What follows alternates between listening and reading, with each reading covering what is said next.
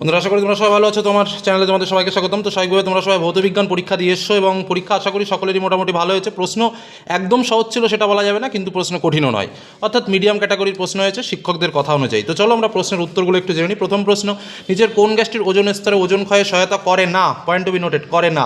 তো এক্ষেত্রে উত্তর হবে CO2।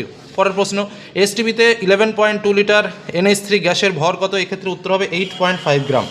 পরের কোশ্চেন, নিচে রাসায়নিক সমীকরণ অনুযায়ী CH4 প্লাস 2O2 থেকে CO2 এবং 2H2 হলে 5 মোল CH4 সম্পূর্ণ দহন করতে এসটিভিতে কত আয়তন O2 লাগবে? উত্তর হবে 224 লিটার। পরবর্তী প্রশ্ন, তাপ পরিবেতাঙ্কের SI একক কি? উত্তর হচ্ছে watt metre inverse kelvin inverse. ঠিক আছে, লিদার। পরবর্তী প্রশ্নে আমরা চলে আসি, মানুষের সুস্থ চোখের ক্ষেত্রে দূরবিন্দুর অবস্থান কত? উত্তর হবে অসীম দূরত্বে। যখন কোনো আলোকরশ্মির কাচের ফলকে বা স্ল্যাবে উলম্বভাবে আপতিত হয় তখন চ্যুতিকোণের মান কত? উত্তর 0 ডিগ্রি। কত সংখ্যক ইলেকট্রনের মোট আদান 1C? উত্তর হবে 1.6 × 10⁻19। তাপমাত্রা বৃদ্ধিতে রোধ হ্রাস পায় কত? রোধ হ্রাস পায় কার? উত্তর হবে সিলিকনের। একটি ইলেকট্রনের ভর m হলে একটি বিটা কণার ভর কত? উত্তর হবে m। মৌলের পারমাণবিক সংখ্যা 19 হলে আধুনিক পর্যায় সারণীতে মৌলটি কোন শ্রেণীতে অবস্থান করবে? উত্তর হচ্ছে 1। অ্যামোনিয়া শুষ্ককরণের জন্য ব্যবহৃত হয়? উত্তর হবে CaO। পরবর্তী প্রশ্ন, নিচের কোন মৌলটি ডুরালুমিনে উপস্থিত থাকে না? উত্তর হবে Zn। কপার সালফেটের জলীয় দ্রবণে অতিরিক্ত পরিমাণ জলীয় অ্যামোনিয়া যোগ করলে উৎপন্ন দ্রবণের রং কী হবে? উত্তর হচ্ছে গাঢ় নীল। নিচের কোনটির তড়িৎ পরিবহন ক্ষমতা সর্বাধিক? উত্তর হবে অ্যাসিটিক অ্যাসিডের জলীয় দ্রবণ। বায়োগ্যাসের মূল উপাদান কি? উত্তর CH4। আমাদের শ্বাসক্রিয়ার সঙ্গে জড়িত এমন একটি গ্যাসের নাম লেখো যেটির পরিমাণ বায়ুমণ্ডল বাড়লে বিশ্বস্নায়ন ঘটে? উত্তর হচ্ছে CO2। প্রাকৃতিক গ্যাসের তাপন মূল্য 50 কেজি জি ইনভার্স বলতে কী বোঝায়? উত্তর লিখতে হবে 1 কিলোগ্রাম প্রাকৃতিক গ্যাস দহনে 50 কেজি তাপ উৎপন্ন হয়। পরেরটা, একই উষ্ণতা ও চাপের সমায়তন সকল গ্যাসের সমান সংখ্যক পরমাণু পাওয়া যায়, এটা কি মিথ্যা? একটি গ্যাস ধ্রুবকের SI এককটি লেখো। উত্তর হচ্ছে joule mole inverse kelvin inverse বা জুল প্রতি মোল প্রতি কেলভিন। পরবর্তী প্রশ্ন, সত্য না মিথ্যা কোন তরলের প্রকৃত প্রসারণ ওই তরলটি যে পাত্রে রাখা হয় তার প্রসারণের উপর নির্ভর করে? এটা ভুল। পরেরটা হচ্ছে, কোনো পরিবাহীর বেদ প্রস্থচ্ছেদের ক্ষেত্রফল অপরিবর্তিত থাকলে ওই পরিবাহীর তাপীয় রোধ এবং তাপ পরিবাহিতার মধ্যে সম্পর্ক কী? মনে রাখতে হবে, পরিবাহীদের বেদ যদি L হয়, প্রস্থচ্ছেদের ক্ষেত্রফল যদি A হয়, তাপীয় রোধ যদি RTH হয়, তাপ পরিবাহিতাঙ্ক যদি K হয়, তাহলে তার মধ্যে যেটা সম্পর্ক হবে RTH, এবার এই সমানুপাতিক চিহ্ন, তারপর হচ্ছে 1/K। কোন বর্ণের আলোর বিক্ষেপণ সর্বনিম্ন? উত্তর হচ্ছে লাল। একটি প্রাকৃতিক বর্ণের উদাহরণ কি? উত্তর হচ্ছে রামধনু।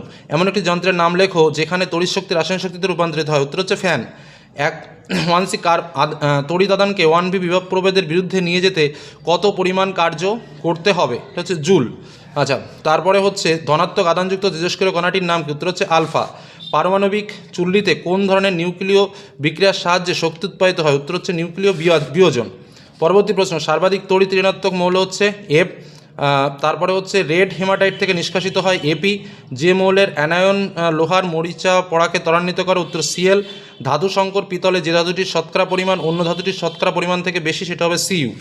আচ্ছা, নিচে যৌগগুলির মধ্যে কোনটি সমযোজী যৌগ? উত্তর হবে কার্বন টেট্রাক্লোরাইড। গোল্ড প্লেটিংয়ের জন্য ব্যবহৃত তড়িৎ বিশ্লেষ্যটির নাম কি? উত্তর হচ্ছে পটাশিয়াম অরোসায়ানাইড। কোনো তড়িৎ বিশ্লেষ্য পদার্থের জলীয় দ্রবণ তড়িৎ বিশ্লেষণের সময় ওই দ্রবণ কিসের সামনে তড়িতের পরিবহন ঘটায়? উত্তর হচ্ছে আয়ন। পরবর্তী প্রশ্ন, তড়িৎ বিশ্লেষণে পরবর্তী প্রবাহ ব্যবহার করা যায় না কেন? কারণ এতে ইলেকট্রোডের পোলারিটি ক্রমাগত পরিবর্তিত হয়, অর্থাৎ অ্যানোড ক্যাথোড, ক্যাথোড অ্যানোড এরকম বারবার চেঞ্জ হয়। তারপর হচ্ছে লেড নাইট্রেটের জলীয় দ্রবণে H2S গ্যাস চালনা করলে যে কালো রঙের অধক্ষেপ পড়ে তার সংকেত, জায়গাটা লেখা হয় নাই, পরে আমি আচ্ছা 2.15 দাগের যে প্রশ্নটা ছিল, লেড নাইট্রেটের জলীয় দ্রবণে H2S গ্যাস চালনা করলে যে কালো রঙের অধক্ষেপ পড়ে তার সংকেত, এটার উত্তর হবে PBS। নিচে এরকমভাবে একটা তীর দিতে হবে। ঠিক আছে, ধন্যবাদ। শূন্যস্থান পূরণ। 2NH3 যোগ CO2 ইকুয়াল টু, এখানে যেটা হবে NH2CO। দুটি গ্যাসের রাসায়নিক বিক্রিয়ায় কঠিন পদার্থ উৎপন্ন হওয়ায় রাসায়নিক সমীকরণটি লেখো। এটার উত্তর হবে NH3 গ্যাস HCl গ্যাস থেকে NH4Cl সলিড যেটা বেরোবে। নিচে জৈব যৌগটির আইউপ্যাক নাম হচ্ছে প্রোপান টু অল। ইথানিক অ্যাসিডের সংকেত কী হবে? CH3COOH। পিভিসি এর একটি ব্যবহার জলের পাইপ তৈরি করা। তারপরের প্রশ্নগুলো তো তোমরা জানো, স্থিতিশীল উন্নয়ন, সাস্টেনেবল ডেভেলপমেন্ট, তারপর যথারীতি ক্যালকুলেশন।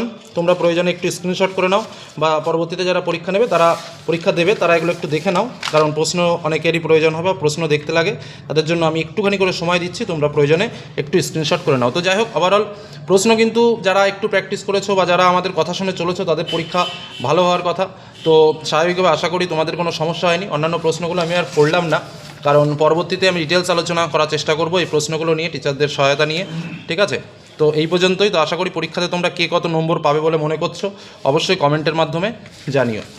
তো এই হলো বিভাগ ঘয়ের প্রশ্ন চলছে আমাদের।